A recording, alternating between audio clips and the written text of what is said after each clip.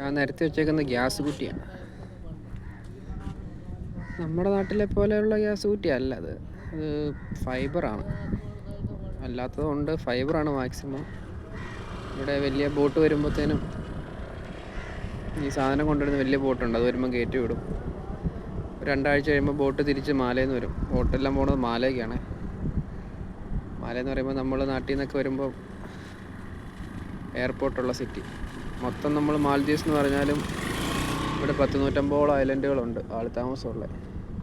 അതിൽ കൂടുതൽ ആൾ താമസം ഇല്ലാത്ത ഐലൻഡും ഉണ്ട്. ഇതിപ്പോൾ ഒരു പള്ളി പണിയുന്ന അവിടെ പുതിയത്. അത് രസമുള്ളൊരു പള്ളിയാണ്.